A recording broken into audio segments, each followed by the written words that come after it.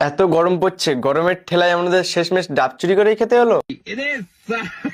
Finally আমরা বাড়ি গিয়েছি 4 বন্ধু ডাব চুরি করার জন্য। আমরা তো গরিব, কিনে আর খেতে পারবো না, সেই জন্য চুরি করেই খেতে হবে। আর আমরা দুটো ঠান্ডা নিয়েছি, গাছে ওঠার এগে আমাদের খেয়ে নিতে হবে। আজকাল একটু গরম পড়ছে তো সেই জন্য। হাই হাই, চুরি করতে এসছি আমরা আর ওরা ছুটে পালাচ্ছে কেন? কারণ আমরা এখানে চুরি করতে আসিনি, ওরাই চুরি করতে এসেছিল, সেই জন্য ওরাই আমাদের দেখে পালিয়েছে। হ্যাঁ হ্যাঁ হ্যাঁ, এটাই সত্যি, আমরা চুরি করতে আসিনি। এই জঙ্গল ঝোপঝাড় বাগানটা হচ্ছে আমার এই বন্ধুদের বাগান। বন্ধুদের এত বড় বাগান আছে আমি আগে জানতাম না। আর এত গরম পড়ছে সেই জন্য বন্ধু আমাদের ডেকে নিয়ে চলে এসছে, বলে চল ডাব খেয়ে আসি। তাহলে যেই বন্ধুদের বাগান সেইতে আর আমি করেছি, আর আমার একটা বন্ধু শুধু প্যাক প্যাক করে গিলছে, দেখো কেমন করে। সাকিব এমন ভাবে খাচ্ছে নিজের গেঞ্জি মতো ভিজিয়ে দিচ্ছে, আর সাকিব শুধু সেখান থেকে এসে খেয়েই যাচ্ছে খেয়েই যাচ্ছে। আর খেলে আর কি করবে, এখানে তো খাবার জন্যই আসা। আর আমাদের কি ডাব নারকেল কি এখানে অভাব? ফাইনালি আমাদের ডাব পাড়া সম্পূর্ণ হলো। গাইস, এতগুলো ডাব দেখে তোমরা কি মনে করছো অনেক গাছ থেকে পেরেছি? আমরা মাত্র দুটো গাছের থেকে পেরেছি। তাহলে চিন্তা করো, এখানে এতগুলো গাছ আছে, যদি পাড়া হয় তাহলে কতটা ডাব নারকেল হবে, তাহলে চিন্তা করো। আর আমরা সবাই এত খাওয়া খেয়েছি, আমরা আর খেতে পাচ্ছি না, সেই জন্য বস্তায় করে বাড়িতে নিয়ে যাচ্ছি আমরা। আর ডাব চুরি করার ব্লগটা যদি তোমাদের কাছে ভালো লেগে থাকে অবশ্যই লাইক দেওয়ার দরকার নেই।